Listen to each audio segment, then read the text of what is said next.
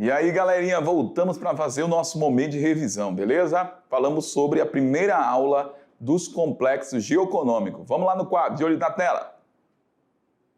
Olha aí, aula 24.2, os complexos regionais brasileiros. Falei para vocês o seguinte, que nessa regionalização, o geógrafo Pedro Pinchas dividiu o Brasil em 3 complexos regionais: Nordeste, Amazônia e Centro-Sul. Essa divisão ocorreu em 1967. E como é uma regionalização, toda regionalização ela vai utilizar critérios. Neste caso, Pedro Pinchas utilizou, nesse processo de regionalização, os critérios geográficos e econômicos para poder dividir essa porção do Brasil. Então, ele dividiu o Nordeste em 3 complexos, né? Em sub-regiões também. E o Brasil em 3 complexos: Nordeste, Amazônia e Centro-Sul. Temos aqui o complexo geoeconômico do Brasil. E aí eu quero que você lembre que na aula eu falei o seguinte, ó. Quando a gente fala de complexo geoeconômico de Pedro Pinchas, você não pode misturar essa questão das regiões do Brasil. Quando eu falo das regiões, seria Norte, a região Sul, a região Sudeste, Centro-Oeste e Nordeste. Não tem nada a ver com isso, galera. Você tem que deixar de lado as regiões do Brasil e compreender como que ele regionalizou o nosso Brasil. Vou mudar a cor aqui e mostrar para vocês o seguinte, ó. Falei na aula para vocês que o Mato Grosso, preste atenção, essa porção do Mato Grosso pertence ao complexo da Amazônia. Mas a porção sul do Mato Grosso não pertence à Amazônia, mas sim à região do Centro-Sul. Deixa eu pegar aqui uma canetinha mais fininha. O Mato Grosso, a porção norte, é da Amazônia. Já a porção sul do Mato Grosso, Centro-Sul. E a gente sabe que o Mato Grosso, quando a gente analisa regiões do Brasil, todo o Mato Grosso pertence à região Centro-Oeste. Mas por que ele estabeleceu dessa maneira essa regionalização? Ele adotou o critério físico, ele adotou a questão socioeconômica. E no seu estudo ele chegou na seguinte conclusão, que essa porção norte do Mato Grosso, ela é mais parecida, né? Ela tem fragmento da floresta amazônica, critério físico. Essa porção norte do Mato Grosso, as características econômicas, em 1967, as características sociais se assemelhavam mais à região da Amazônia. Então foi assim que ele estabeleceu sua regionalização. O Mato Grosso, a porção sul do Mato Grosso, ele colocou na sua regionalização ligada aí ao Centro-Sul. Por que o Centro-Sul, como a gente observa aqui, ó? Porque essa região do sul do Mato Grosso realmente já se assemelha mais ao Centro-Sul, as características físicas, as características socioeconômicas também. Outra situação que eu falei para vocês na aula foi o Maranhão. O Maranhão, quando a gente fala de complexos geoeconômicos, ele pertence a 2 complexos. A sua porção leste é Nordeste. A sua porção oeste é a Amazônia. Por quê? Essa porção oeste tem mais características da Amazônia no seu estudo do que ao Nordeste. Outra situação aqui também é Minas Gerais. O norte de Minas, ele colocou o quê? Pertencente à região do complexo do Nordeste. Características físicas, características sociais e econômicas. Só relembrando. Então, falamos na aula sobre o Nordeste e eu passei as seguintes informações para vocês desse complexo, que tem uma área de 1,5 milhão de quilômetros quadrados. Vou mudar a cor aqui rapidão. Que corresponde a 18% do território nacional, só 18%. População, de acordo com 2019, 57 milhões. E o Nordeste é a segunda região brasileira mais populosa, ou seja, que tem mais pessoas no Brasil. Dos 3 complexos regionais, é o que apresenta a maior extensão litorânea. Então, está próximo ao litoral. Então, a parte mais litorânea dos complexos do Brasil vai ser o Nordeste. E esse litoral, ele vai compreender várias cidades e capitais que são as principais desse complexo.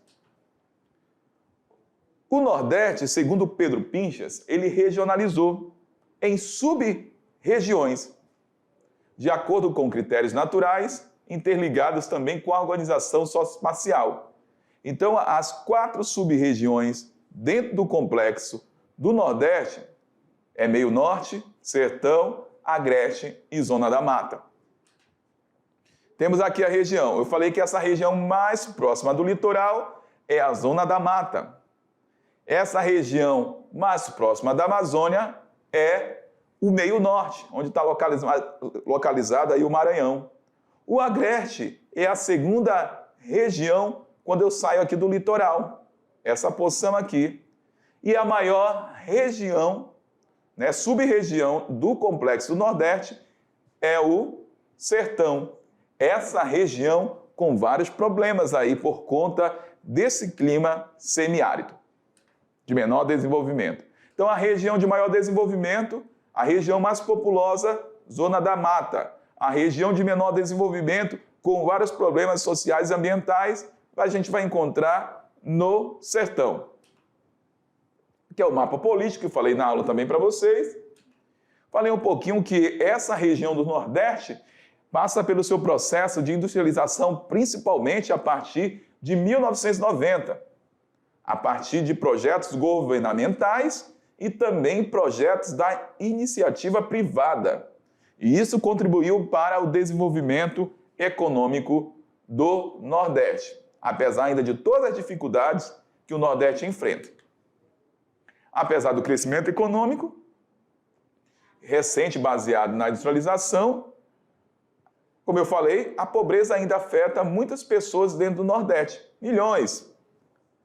Outra situação que a gente vai encontrar no Nordeste é em relação à qualificação da mão de obra, que é inferior à média nacional, comparado principalmente com o centro-sul do Brasil.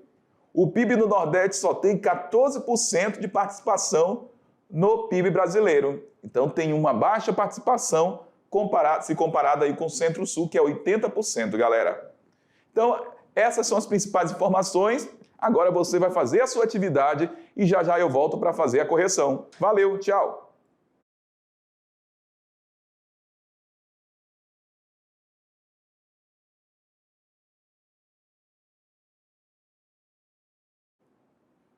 Pronto, voltamos agora para fazer a correção da atividade. E aí, galerinha, foi tudo tranquilo, tudo suave? Agora é a hora de a gente confirmar se você foi tranquilo nessa atividade aí. Vamos lá, de olho na tela. Agora, atividade de sala, o nosso momento de resolução, onde a gente vai discutir e analisar as alternativas das nossas atividades. Questão 1. Quando se fala na primeira região brasileira a ser densamente povoada, organizada em torno dos polos canavieiro e também de algodão, e considerada atualmente a segunda mais populosa do país. Esse texto, esse enunciado está fazendo referência a qual região no Brasil? Vamos lá. Alternativa A, região norte. B, nordeste. C, centro-oeste. D, sudeste. E E, sul.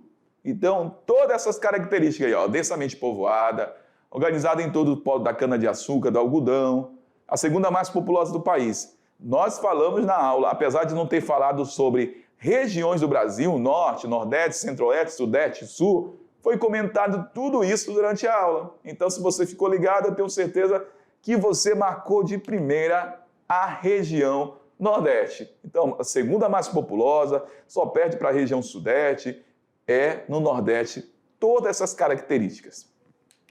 Questão 2. A partir da década de 60, o Nordeste passou a receber ajuda do governo através de incentivos fiscais, os quais não provocaram mudança na sua estrutura. Por quê? A gente viu um pouquinho durante a aula. A. O campo não recebeu a devida atenção por parte dos fazendeiros, interessados apenas em usufruir diretamente os benefícios. B. A nova indústria era voltada para a produção de insumos com destino às indústrias do Centro-Sul. C. As antigas usinas açucareiras absorveram a ajuda do poder público, não diversificando dessa forma os recursos que chegaram. A D. A agroindústria da Zona da Mata não facilitou a geração de novos empregos, dando continuidade às migrações já existentes. E aí, galera, a transformação do antigo trabalhador em assalariado promoveu o aparecimento de uma classe que passou a viver exclusivamente do poder público. Então, olha só, volta aqui, ó. Então, o governo, através de incentivos fiscais, os quais não provocaram mudança na sua estrutura. Por que apesar dos incentivos fiscais, apesar da chegada da indústria, não houve o quê? Essa mudança tão significativa dentro do Nordeste? Aí a A fala o seguinte, ó, o campo não recebeu a devida atenção por parte dos fazendeiros interessados apenas em usufruir diretamente os benefícios. Então, olha só, a gente está falando de problemas relacionados, principalmente mais recente, década de 90, dentro do Nordeste. Então, nesse caso aqui, a resposta correta, galera, é a B. A nova indústria é voltada para a produção de insumo com destino às indústrias do Centro-Sul.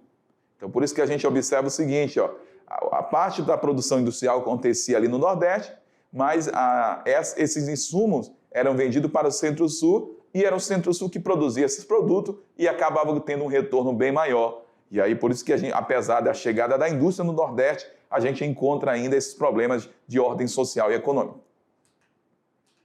Questão 3, uma questão do Enem. O controle e a distribuição de água por meio de obras de engenharia tem sido a forma pela qual os governos vêm enfrentando a questão da seca no Nordeste. Seguindo este modelo histórico, a solução dessa questão refere-se atualmente a, vamos lá, a canalização e perenização dos rios Jaguaribe e Parnaíba.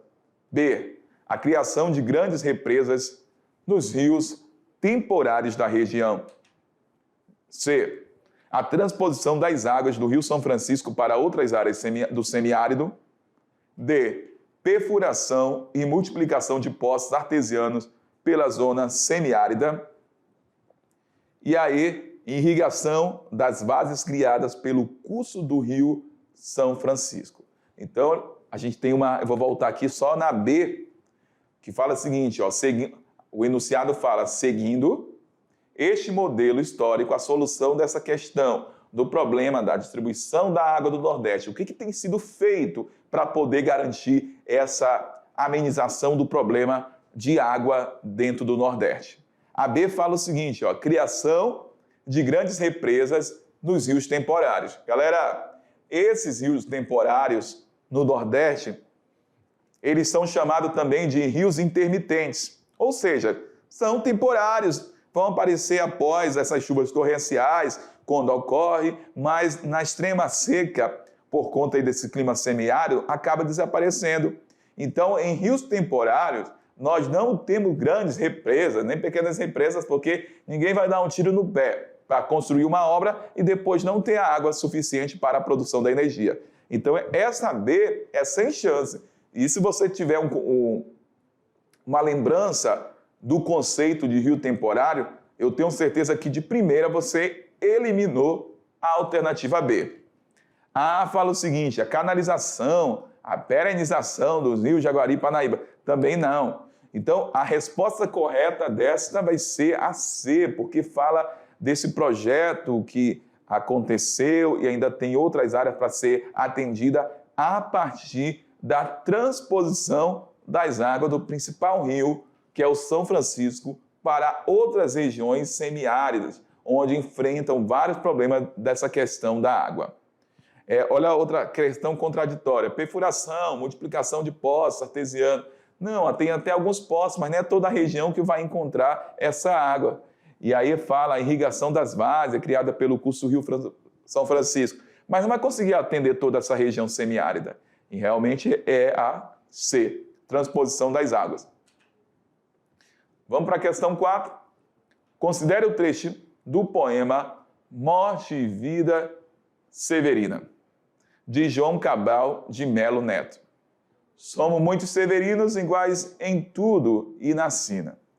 Há de abrandar essas pedras, suando-se muito em cima, há de tentar despertar terra sempre mais extinta, há de querer arrancar algum roçado da cinza.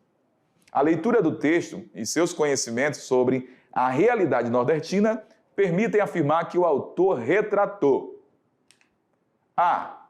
O corumbá da Zona da Mata, onde o trabalho temporário se reduz cada vez mais em função da mecanização do corte de cana. B. As dificuldades do médio e pequeno produtor da Zona da Mata, cada vez produzindo menos em função da perda da fertilidade do solo. C. O pequeno agricultor sertanejo, que sofre com a irregularidade do clima e, sobretudo, com a falta de terras para o plantio de subsistência. D. O pobre agricultor do meio norte, que sofre com o avanço do processo de desertificação provocado pelas sucessivas queimadas. E. O problema dos agricultores do Agreste, que têm perdido grandes espaços agrícolas em função da laterização do solo. Então, veio aqui, o poema, e aí tem toda uma questão da interpretação e o seu conhecimento sobre a realidade do Nordeste. Então, a alternativa correta é a C, que fala do pequeno agricultor sertanejo, que sofre com a falta de regularidade do clima e, sobretudo, com a falta de terras para o plantio da subsistência. Lembra que eu falei que essa região sofre muito com a questão da concentração de terras, as áreas de latifúndio dentro da região do Nordeste, ainda reflexo do processo inicial da colonização do Brasil.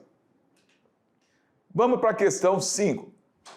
Olha só, tem um mapinha, essa região destacada. A região destacada no mapa a seguir caracteriza-se, entre outros fatores, por sub-região do Nordeste brasileiro, a imagem, A. Apresentar uma estrutura agrária exclusivamente de latifúndios dedicado à lavoura da cana-de-açúcar. B. Olha só, presta atenção. Dedicar-se à pecuária extensiva, lembrando da principal atividade desenvolvida no período colonial. C. Aproveitar suas terras mais úmidas para fruticultura, não necessitando desta forma de irrigação. D. Englobar a maior produção de arroz de toda a região nordestina. E aí, fala-se sobre fornecer mão de obra temporária para as plantações de cana-de-açúcar da Zona da Mata. Só lembrando que essa Zona 2 aí, é aquela região conhecida como Agreste. E essa questão foi comentada durante a aula, que durante o momento de mais seca naquela região do Agreste, essa galera acaba indo trabalhar lá na Zona da Mata com a plantação da cana-de-açúcar. Então já falei a resposta correta. Beleza? Então é isso, galera. Fecho com você nossa aula de hoje. A gente volta aí no nosso próximo encontro. Se por acaso errou alguma questão, volte no material e faça a sua revisão. Valeu, tchau!